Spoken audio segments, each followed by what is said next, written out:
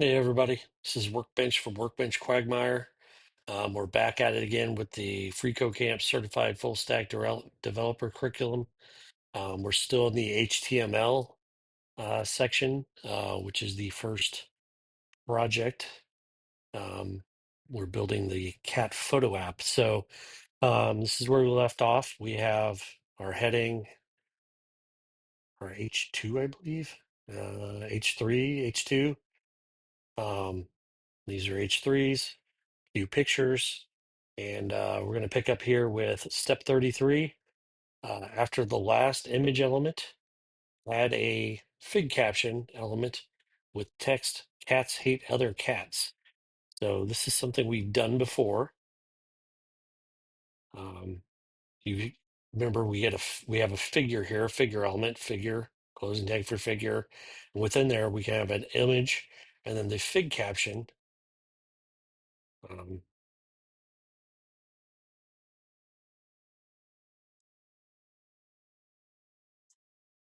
and we will put the text in it. And then when we go down here, we see it was added down here underneath the image. So stick our code. Yay. Okay. Next, step 34. The strong element is used to indicate that some text is of a strong importance or urgent.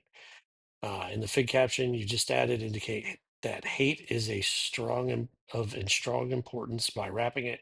Sorry, I can't talk. In a strong element. So go here.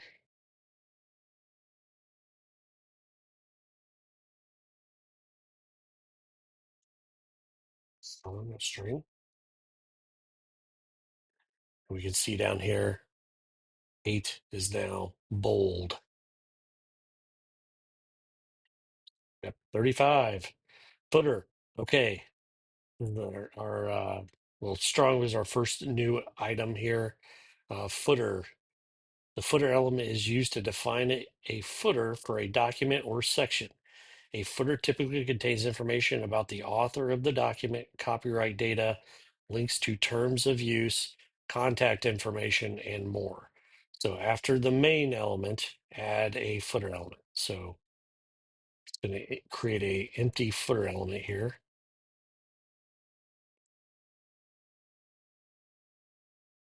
Under breathing first form. Okay. Step 36.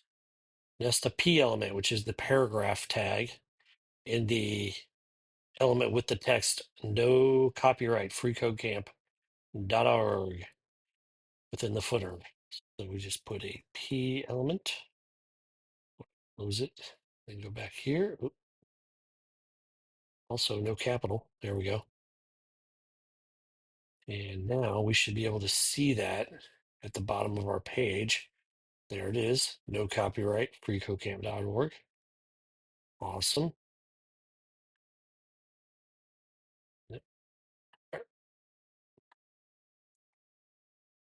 Okay, step 37. Excuse me. Turn the existing freecodecamp.org text into a link by enclosing it in an anchor A element. The href attribute, which is where we point the link, should be set to https // www.freecodecamp.org. We did these previously, so this is sort of review here. Href equals, we have to close it on the other side of our text. Now, when we go down here, you can see freecodecamp.org, and it's purple because we're already there.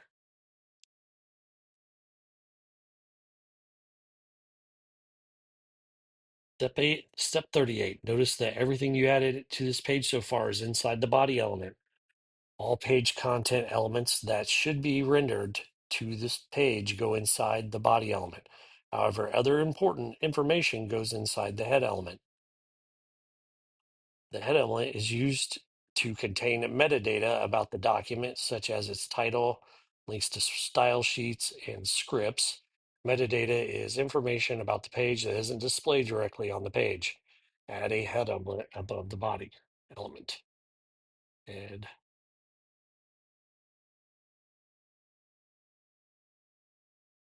all right. 38. 39.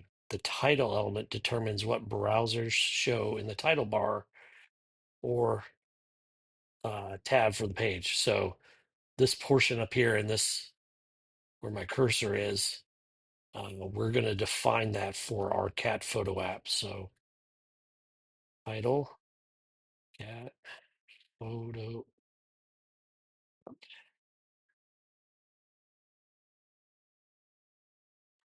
There we go. Then we can't see that because I think, no.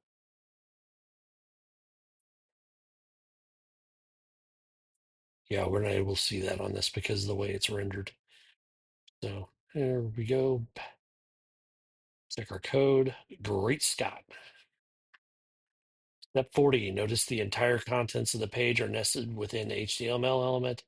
The HTML element is the root element of an HTML page and wraps all contents of the page. You can also specify the language of your page by adding the lang attribute to the HTML element. Add the lang attribute to with the value en for English to the opening HTML tag to specify that the language of the page is in English. Let me just go in here and add an attribute. Lang equals en. Boom. We need to begin with the DocType. So all pages should begin with DocType. This special string is known as the declaration and ensures the browser tries to meet the industry-wide specifications. The DocType tells the browser that the document is an HTML5 document, which is the latest version of HTML. Add this declaration as the first line of code. There we go. Step 42. You can set browser behavior by adding meta elements in the head. Here's an example. Meta attribute equals value. Inside the head element, nest a meta element with a char set attribute set to the value of UTF-8. This tells the browser how to encode characters for the page.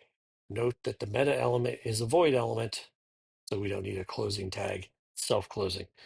With that last change, you completed the Cat Photo App workshop. Congratulations. So we go meta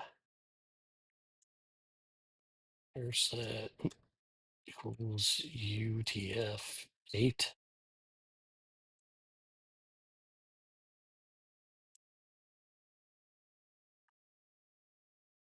Uh-oh. Oh, happens. There we go. Okay, we're done. So next time we will do the build a recipe page. So we will basically review what we just did. And now we will go to our uh, project, our personal dashboard project, and go in here and implement some of the stuff that we did. Here we go. So we need to add our DocType. Now, one of the cool things about text editors, you can see there, it immediately is like, hey, you want to put a DocType in here? Yes, I do. So we took care of that. Another thing we need to do is let's add a footer.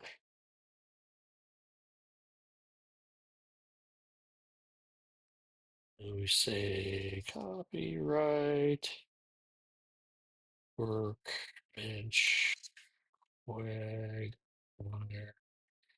2025. There we go.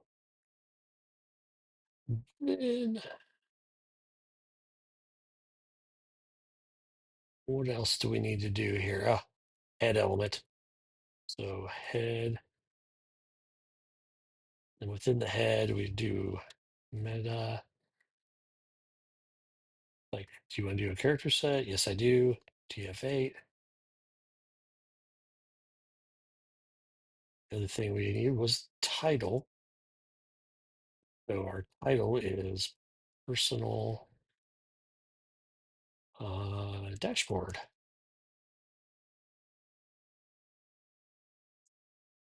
There we go. So those are the new items. Oops, we should have put this in a P tag. It works without it, but it makes a lot more sense if we do this.